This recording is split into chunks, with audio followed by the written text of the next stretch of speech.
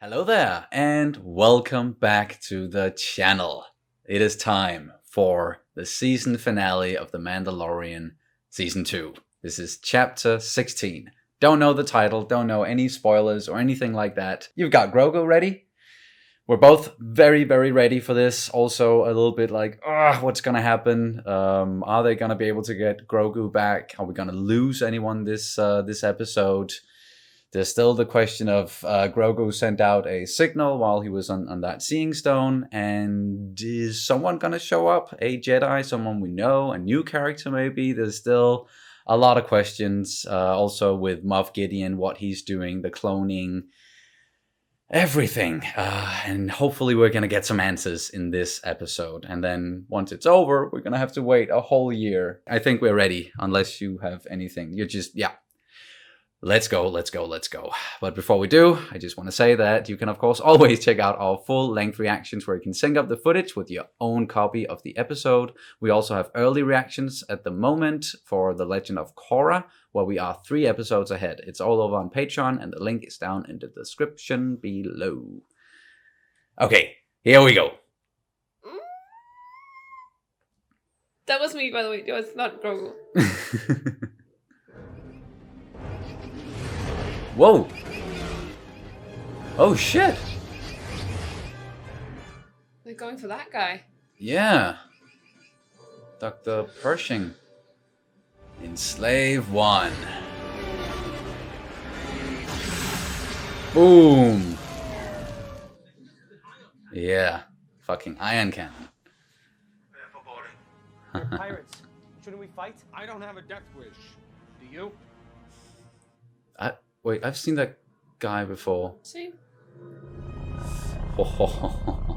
That's frightening. Yeah. It's so damn cool. Is the kid alive? Yes. He's on the cruiser. Oh shit. I'm not with him. We can work something. Damn! We got another believer here. I saw your planet destroyed. Shit. Do you know how many millions were killed on those bases? Destroying your planet was a small price to pay to rid the galaxy of terrorism. Oh! Alright. Right? Don't test her. Yeah. Oh. Okay, so we got the doctor. The Rescue. Very fitting title. Just hope they succeed.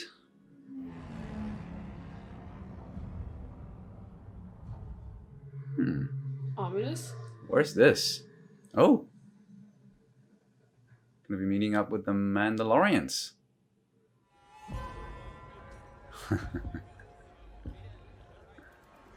There we go. Yes.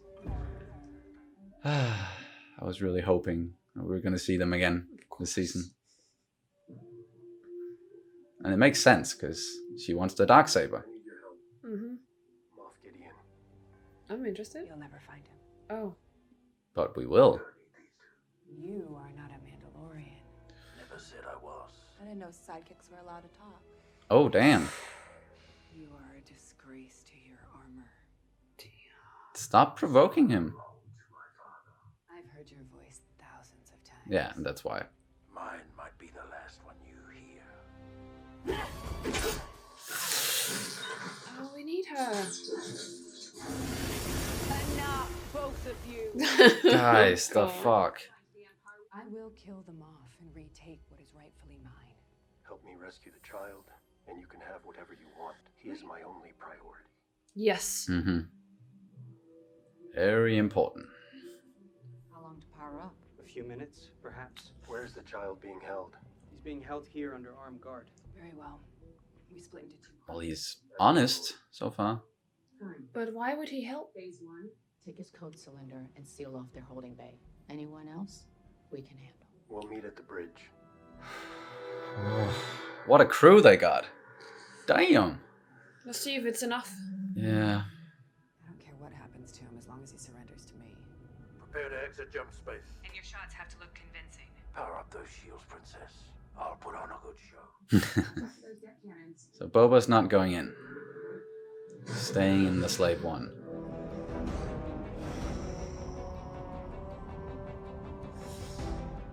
My heart is pounding. Launch TIE fighters. Stay clear of launch tube. Deploying fighter squadron.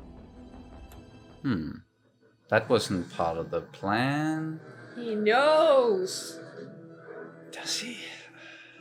Or else just don't want to take any chances. Yeah, maybe not. I love all the details. Oh shit.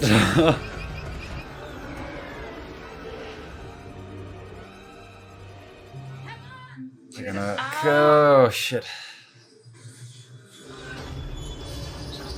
Damn. Another happy landing.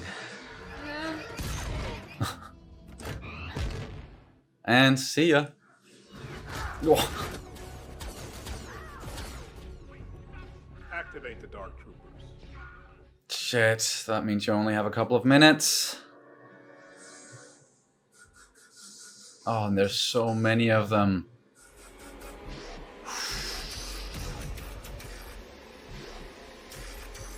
Oh, that's so cool.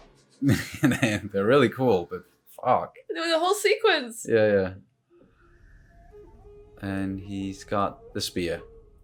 Good. I have a feeling he's gonna need it. Either against Gideon or against the Dark Troopers.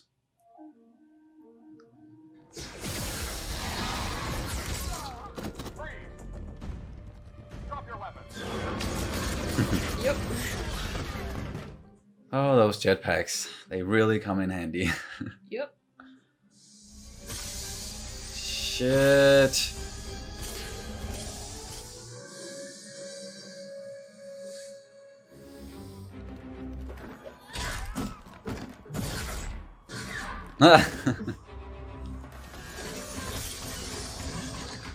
Damn. Too late. And they got blasters, of course. Oh.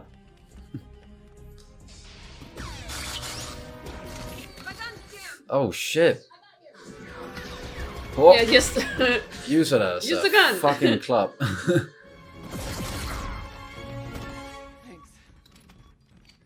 They are really quite the team.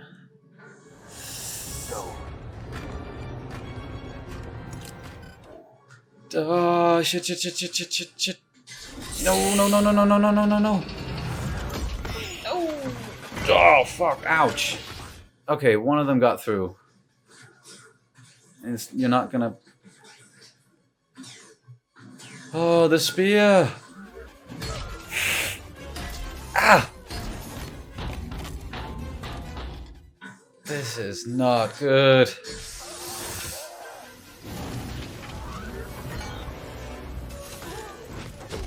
Where's... Okay, there it is.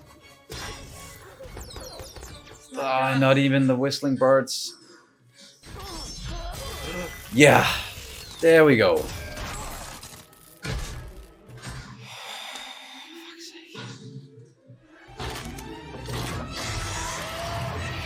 Oh, thank fuck. That was an option. I think that did it. Excuse me. Excuse me.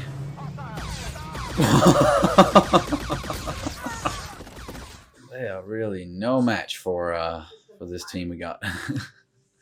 Stormtroopers, I mean. Where's Gideon? But yeah, where the fuck is Gideon? At the kit. With the Oh! Brutal. But yeah, he's gonna... Yep. Look what they Oh. did to me, Dada. Grogu. No. Assume that I know everything, like the fact that your wrist launcher has fired its one and only salvo. I just want the kid. Very well. I've already got what I want from him. Oh? His blood. This child is extremely gifted and has been blessed with rare properties that have the potential to bring order back to the galaxy. Here we go with order again. Take him.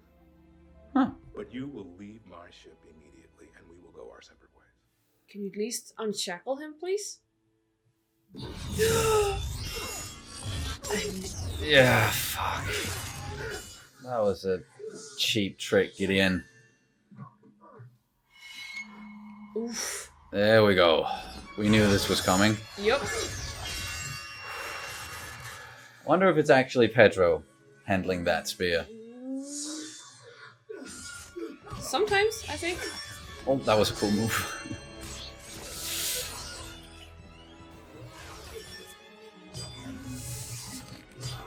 Oh shit! You fucking got him! You're sparing my life. Well, this should be interesting. What now? Was that it?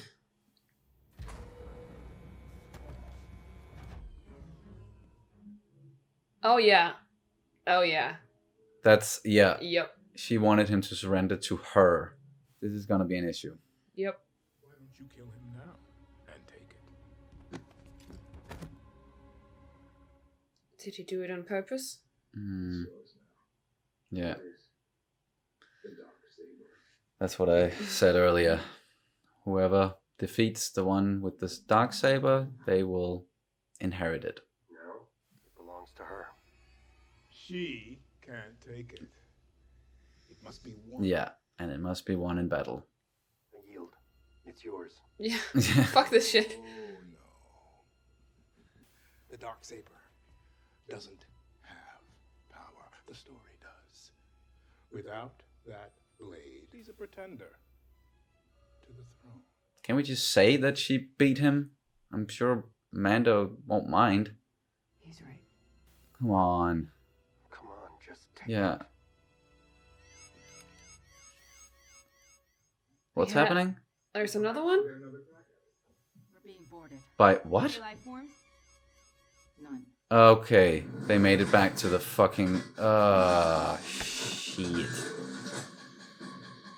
Well, yeah, that was too easy. All of them.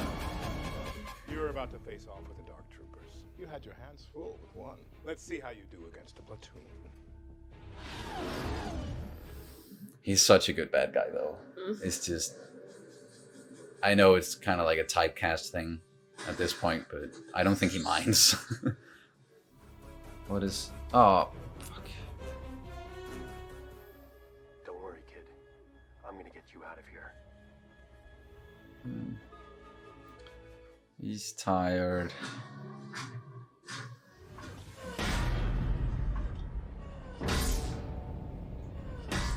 That's gonna take a little while, but eventually they're gonna get through.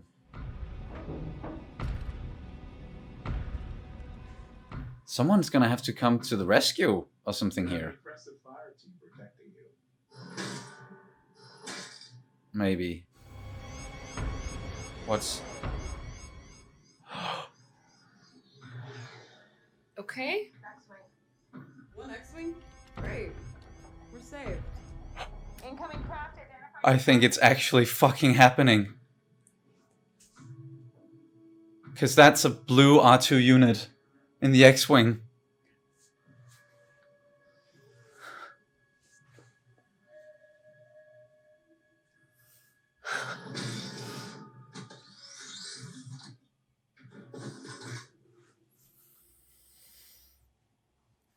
Are they really doing this? If it's a tease, then I'm gonna be mad.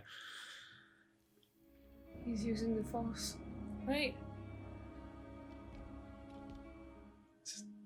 Music.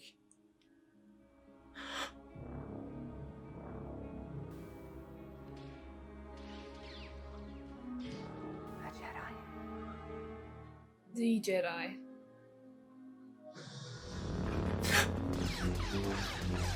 I'm sorry. It's okay, man.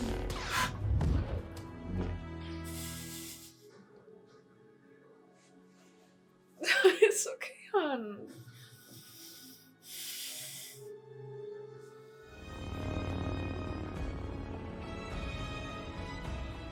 Lala glove and everything. It's the right lightsaber.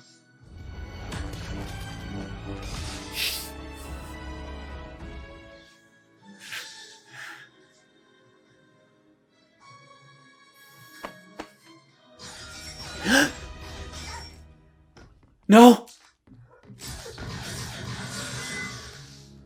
Drop it. Bo-Katan. Yeah, you don't get to do that.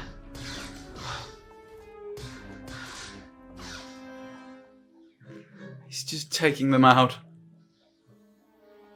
He's coming for you, friend. We're gonna get a hallway scene with Luke this time. Well, Just like we got with his father. It's in the family of Skywalkers.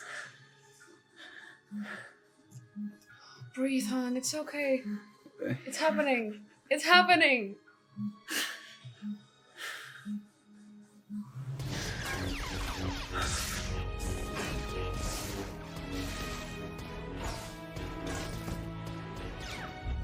He's so cool.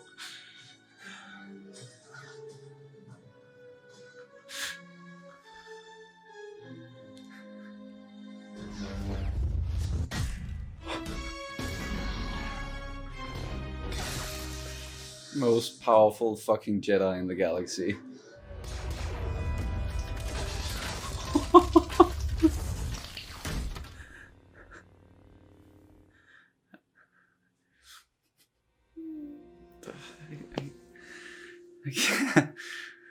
I can't believe this.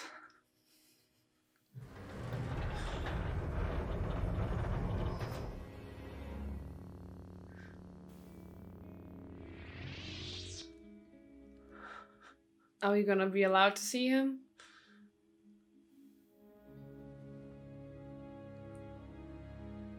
Whoa. What? With a little bit of CGI magic. Come, little one. No, hon. Music. For fuck's sake. He doesn't want to go with you.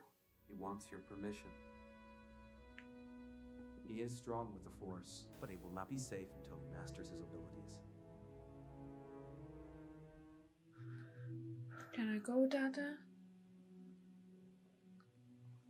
Shit. I'll see you again. Fucking hope so. Oh man. His little hand.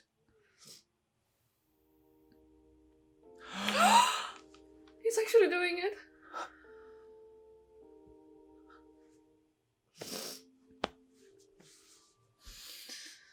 This fucking episode. Shit.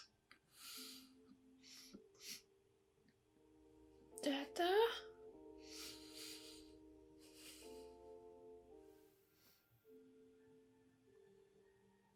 Time to go.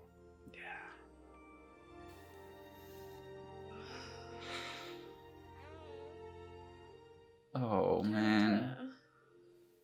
R2! R2. Buddy. Please have a little tug of war, please. Mine. Oh, he remembers. R2 remembers.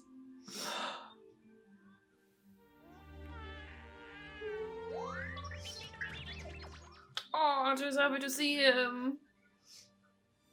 Carry me.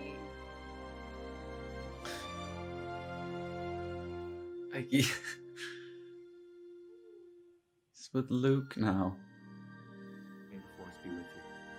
Yes. Oh my god. Oh, and Bo-Katan is alright. Okay. Yeah, but they're gonna have a talk now. Sure, yeah. That's goodbye to Grogu. For now. For now, yeah.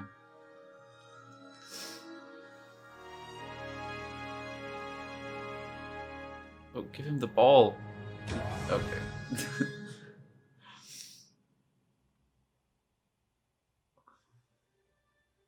Directed by Peyton Reed. Okay. God damn it. I can't even. Holy shit. I hope you guys don't mind watching a grown ass man cry. Everybody can cry. It's okay. Yeah. It just means that you're invested and and you're feeling things, and it's great. I can't even put words to what I'm feeling. No, you're shaking, hon. Fucking Luke. They did it.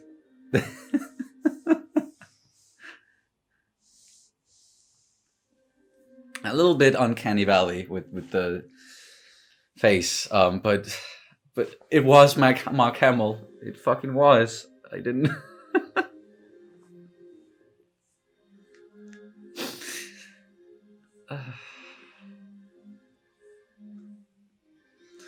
And Ludwig, he just did such a good job in this episode. Everybody.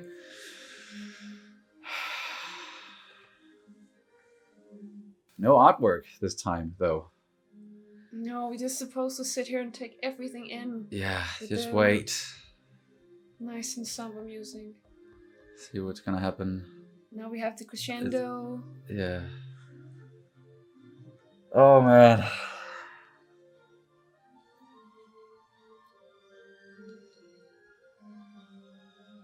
And yes, it made sense to bring in Luke. That's what I said all along. Like the only reason why I was doubting it was because of what if, like, are people gonna accept it, and are they gonna use CGI, Sebastian Stan?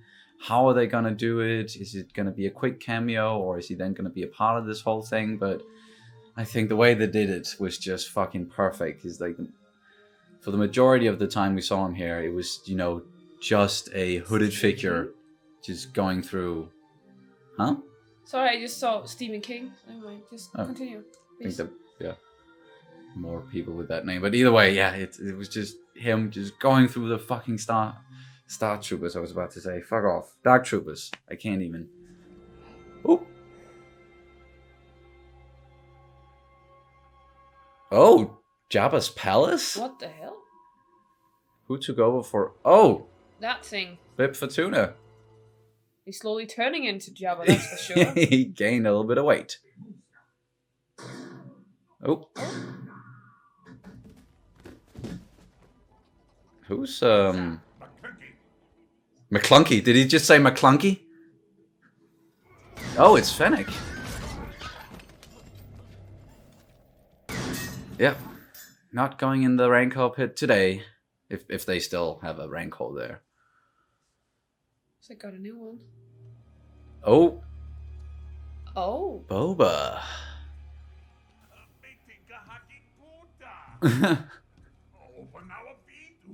Are you? Okay. Was there a bounty on him or something? Or no. This is my house now. Shit! Okay. He just took over Jabba's palace. Or Boba's palace. now it's Boba's palace, yeah. And Fennec. Now that's a dangerous duo. Nice. The book of Boba Fett. What? Coming December 2021. Oh, they just announced a new series then. Fuck! Oh, this episode! What are you doing to us? Dave, John, the hell? Ah. Oh, your mind must be blown to bits and I pieces. can't. This is gonna be a weird discussion because my mind is just. It's not. It's crosswired and I can't even. Wanna take a break? I'm gonna need a quick break and then we'll talk about it afterwards. Alright, just a quick 5-10 minutes there. I couldn't stop crying. And not because I was sad, quite the opposite. Just so happy to finally see Luke like this. Like we remember him from the end of Return of the Jedi and the Luke that I read about and I saw in games and comics and yeah, and that we never really got on film. And when we saw him again in The Last Jedi, he was just so different. And we're not gonna get into the whole Last Jedi thing and if that makes sense or not. But the fact is, he was different in that movie. and we never got to see him really be that, you know, That the Luke. that Luke, the most freaking powerful Jedi in the galaxy. Even though he was pretty damn powerful in The Last Jedi, that's once again not what I'm saying.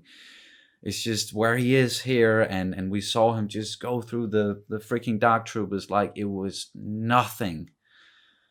With the green lightsaber ignited, and with the black robes and everything, just like we, that's all we wanted to see. And something that I've definitely wanted to see ever since I saw the original trilogy for the first time back in 90 something as a kid. I'm pretty sure my father, he showed them to me when I was very, very young and didn't understand a lot, like maybe when I was like 3 or 4 years old. But I think I still got the gist of it, and of course the music, and then I just grew up watching them again and again and again and again. And someone like Luke is someone you look up to so much, and then you see him come in here and he was the rescue. He came to the rescue in the end. Even though, like, at first, of course, we thought that the title referred to, and it can, of course, still refer to Mando and everybody, like, coming to rescue the child. But in the end, they all needed to be rescued by one person. And when we just saw that X-Wing just fly by or just approaching, and it was just one X-Wing. And even...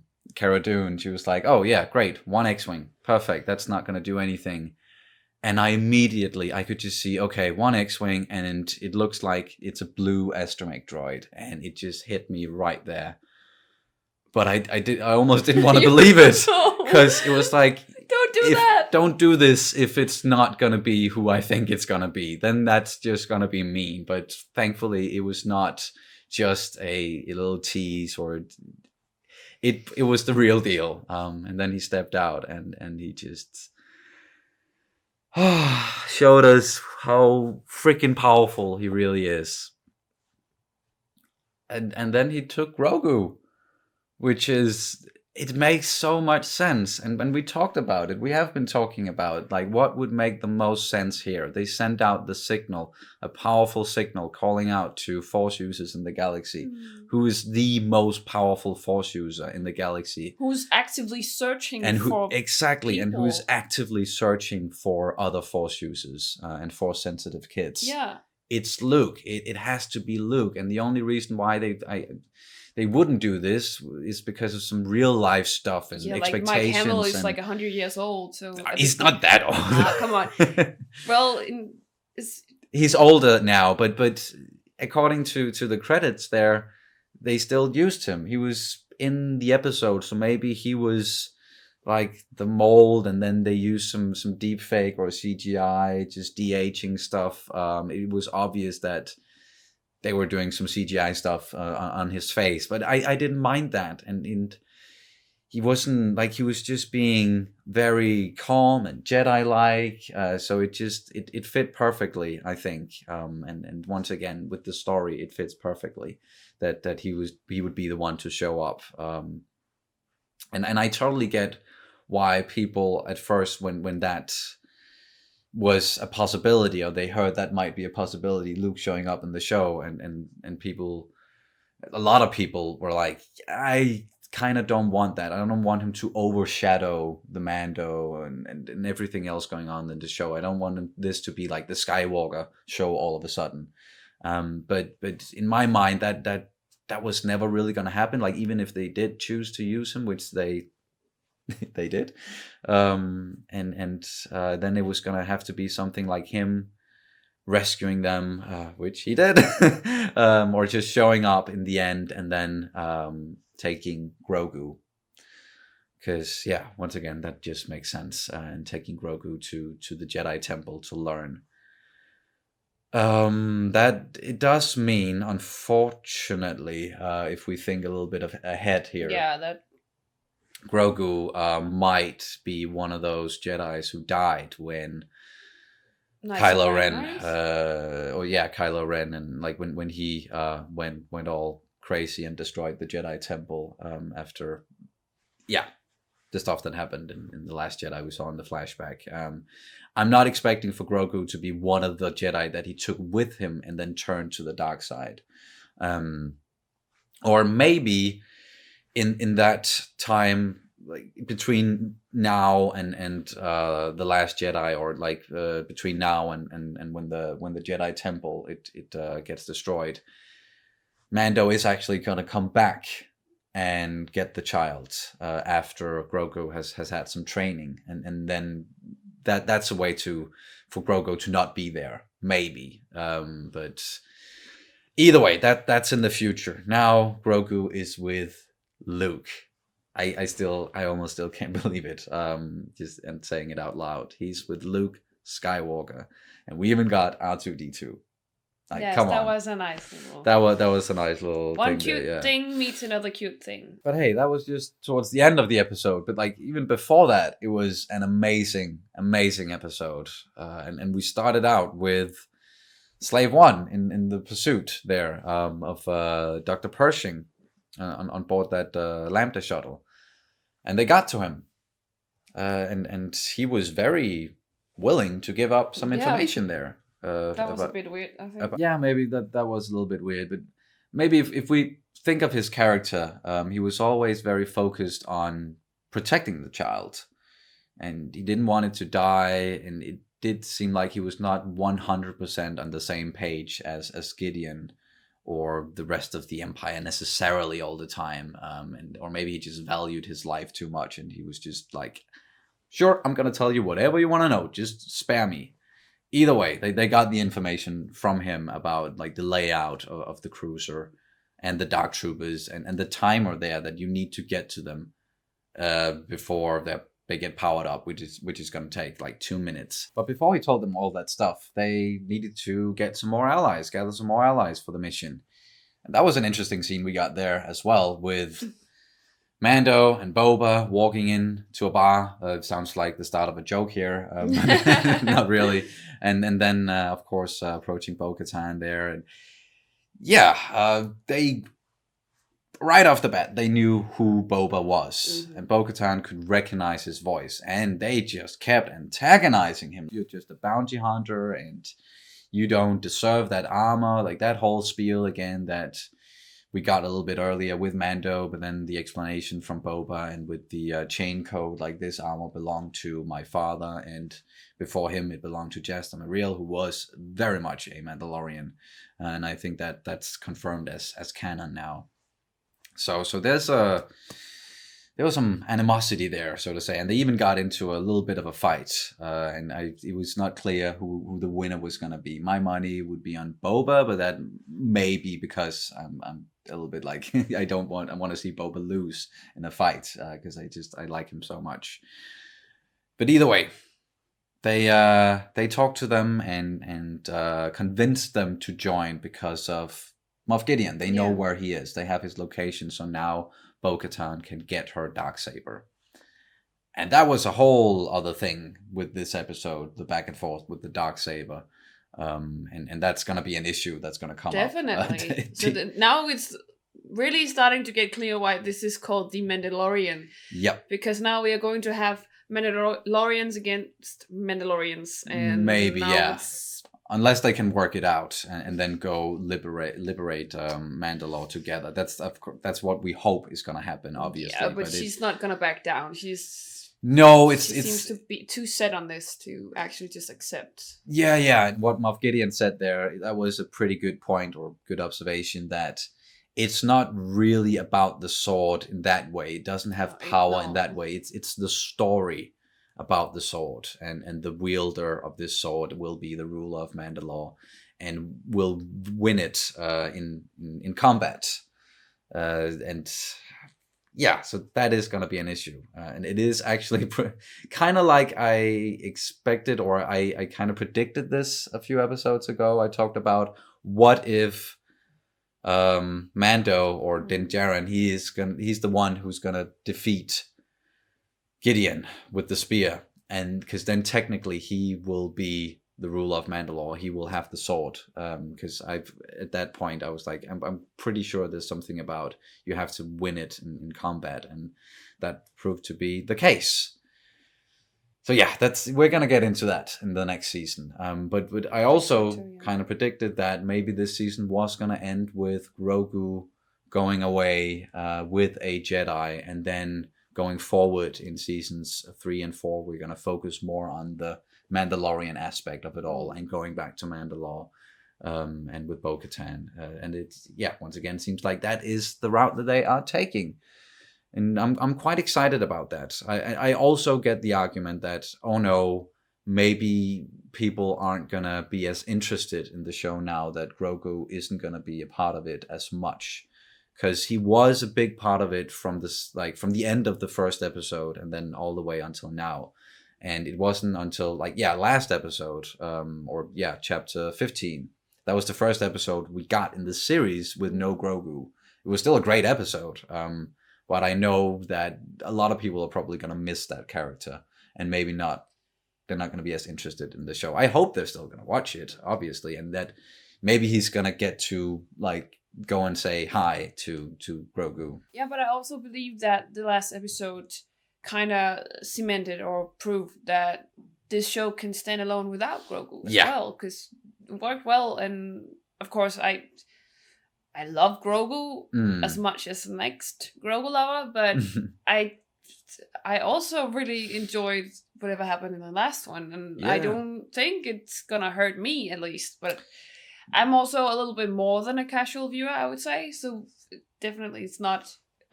You're gonna be interested in it regardless. Yeah, exactly. And I think once again that this makes the most sense story-wise, that this was gonna happen at some point. If Grogu's gonna have the best chance in life and the best chance to actually learn about the Force and how to wield it once again, because he already did have some training on the Jedi Temple on Coruscant way back.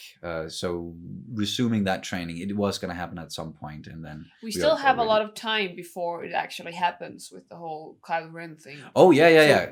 I know he's aging a little bit slower, so of course that could be. I don't know how he mentally develops, if he develops at the same age as us, or he would be developing at a slower. Right. Yeah. He's now he's about 50 years old. So he's definitely developing slower. But when exactly he's gonna start talking, for example, and behave not like a little child, we don't know. We don't know the species that well. No, nobody really does. What I meant is just we don't know if he's gonna basically complete his training in 5 to 10 years. Yeah. And when that is over, I still think there is a little bit of time before. Oh yeah. Right now we are about 5 or 6 years after Return of the Jedi, and I don't think Ben is born until a few years later than this, even. He's not even born yet. Yeah. That's what I mean. So we still have at least almost 20 years before it's 25 years before it's going to happen. Yeah, 25 years about that. Yeah, because I believe there's 30 years between episodes 6 and 7. Either way, it's going to take a while before the Jedi Temple is going to burn down because of Kylo Ren and everything. God damn, what an episode. And the action as well. A lot of action, but it was just perfect all the way through. That crew, when they just moved through the ship with the Mandalorians and Fennec and Cara Dune, they are so capable. They are so badass, all of them. And I just gotta, especially I think Fennec, or Ming-Na Wen, as that's the actress name, because she's 58 years old or something. She's almost 60, and she's still just kicking ass. Yes. And she does not look a day older than when I saw her first in Agents of S.H.I.E.L.D. A handful of years ago. So it's just good to see these very cool, capable characters, awesome action, and with the Dark Troopers as well. That was the fight. Such a nice sequence. The power-up sequence. Just one of my favorite. Chills. So damn, cool. It was so well and made. Music. Yeah. Even this episode. I know I've been saying this basically throughout, and we haven't given him enough credit or anything. But I can't stress this enough. Just especially this episode. Just how awesome the score is. Yeah, all the way through. As you're saying, with the Dark Troopers and even that one fight scene there between Din and the Dark Trooper, that was some fight. It made me feel so uneasy. Yeah, really. when he was just punching his helmet just further and further into the freaking wall of the ship, I was like, no, come on, they're not gonna.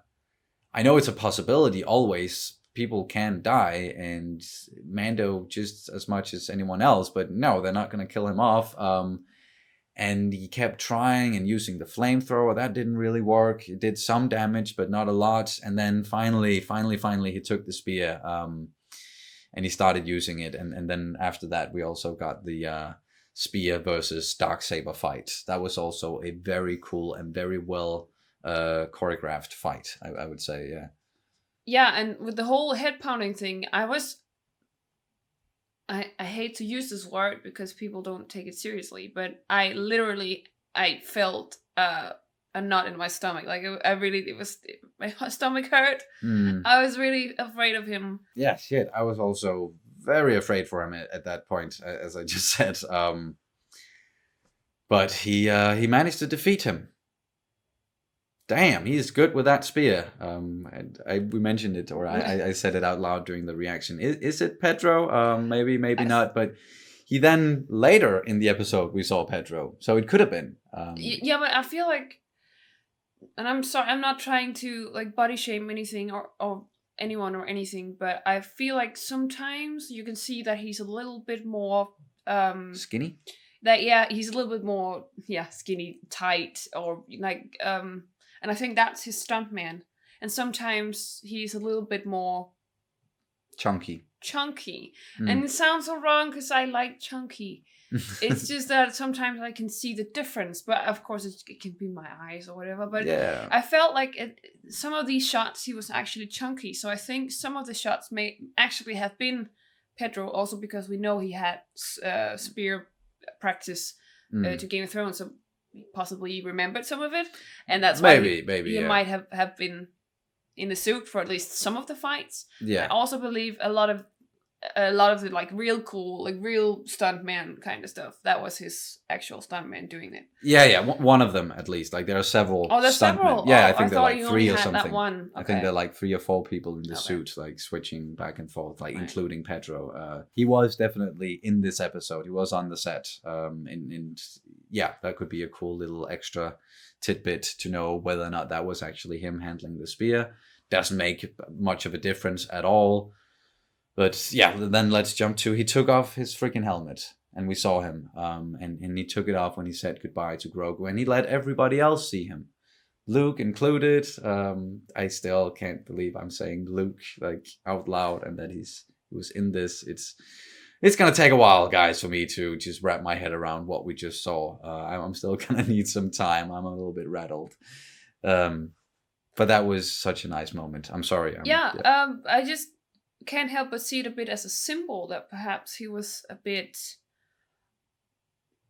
I'm not saying lost, but at least he is more and more sure of himself and aware of himself, and kind of really taking in his role as a Mandalorian still, but like he's kind of refining himself maybe, and like the more we get through it and the more he's actually, it's like he's standing his ground and saying, hey, yeah, this is actually me.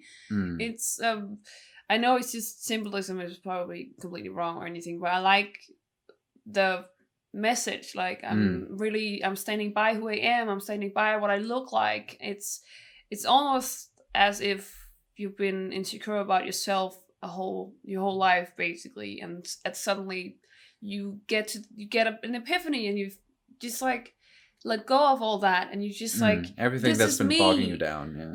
This is me, and this is who I am, and this is what I look like, and you're just standing up for yourself now. And you're taking yourself in your own name and finding yourself and standing. It's something that we've seen like developing over the course of the series, and especially here in the second season with him just butting heads with other Mandalorians, and about this whole "this is the way" kind of deal, and him being a child of the Watch. We got that in this season as well, and that's why he won't take off his helmet. And his beliefs are being challenged all the time, especially by Bo-Katan. Yeah, and especially when it has to do with even just Mandalorian armor, all the way, like even in the first episode of this season. At first, when he meets Cobb Vanth, he's like, "You take off that fucking armor. That does not belong to you. You do not deserve it. You haven't earned it." But then towards the end of the episode, he has a lot of respect for him.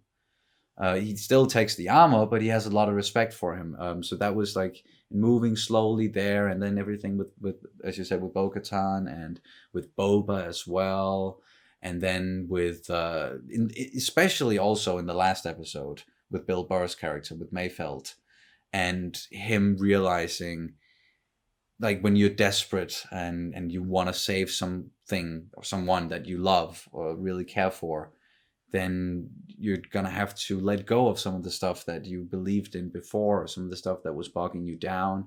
And he's just, slowly coming to the realization that the thing that I thought I belonged to that made me strong, it was actually maybe holding me back. Yeah, he's kind of breaking out of his shell, breaking out of his helmet, his shell, his God, and that's also. I'm not saying the tough that exterior is. I'm not saying he's all the way there yet, because I still think that he's gonna put on his helmet and still try and maybe wear it most of the time. Yeah, at least, and maybe he's not come to that realization yet himself. But I do believe it's about him breaking out of his shell, breaking out of his helmet, and letting that down his guard. He finally let someone in. He let little Grogu, little baby G. He let him in. And that's also such a huge responsibility. And I think many people, when they get kids, that they are also kind of breaking into this mold and letting go of some things and finally finding some purpose. And definitely change when they become parents. Not that we have experienced it yet, but that's what we hear, definitely. And you can see it. And that is also something that happens slowly. Like at first he was just protecting the child, and then he just started caring for him more and more and more. And then with the message also in the previous episode, "He means more to me than you will ever know." So that was really powerful. And it's just something that he's been realizing through the course of the series. And maybe now in future seasons, we're going to see him take off his helmet more and more and more. And especially if he's going to be around other Mandalorians a lot. And we're really going to get deep into that whole Mandalore plot. And they're going to be taking off their helmets all the time. Like you don't want to be an outsider and treated like a fanatic. Like they already kind of said that, he's one of those when first he met Bo-Katan back in.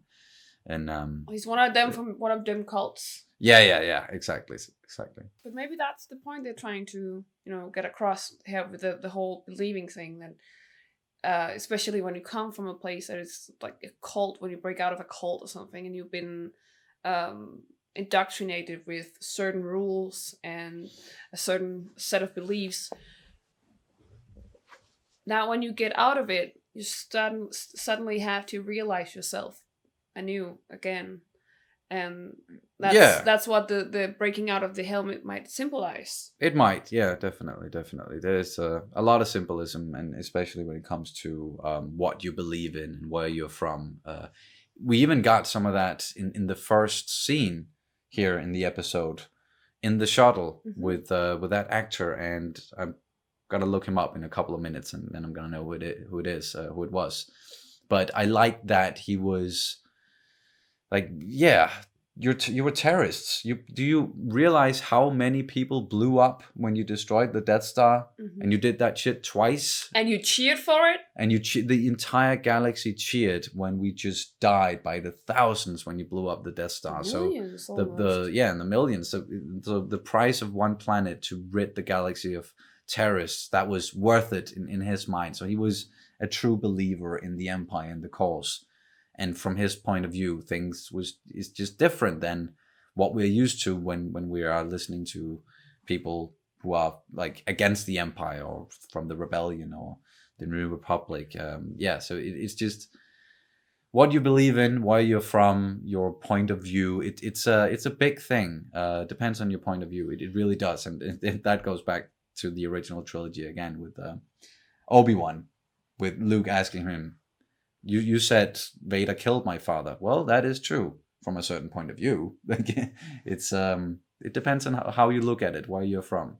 Yeah, and I like that they actually bring this view across and say, hey, well, some of us, well, even the Empire, like there are people in the Empire. Yeah, and there were millions of us, yeah. and the way we see it, like one man's hero or rebellion is another man's terrorist. Yeah, and I think most people or most nations that have been in war might have experienced something like that. We had that back here at home, like where we had freedom fighters or whatever they were called, like a sort of rebellion against the occupation, and the way the the Nazis, you can say it. Well, the way that the Germans were looking at it was like they were terrorists.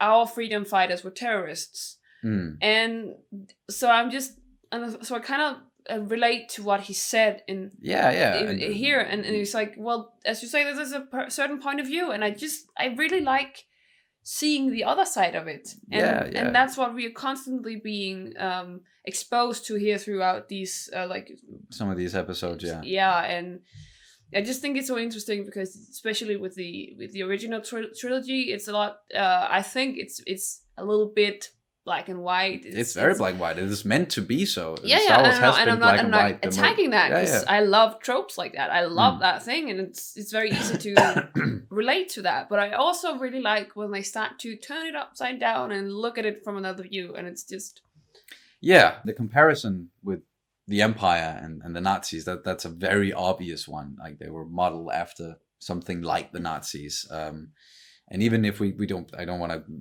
get too serious here or anything. Like when we were reacting to Band of Brothers and we were talking about in episode 9 why we fight with the concentration camps and whether or not most Germans knew, are all Germans evil, or is it only like the hardcore Nazis?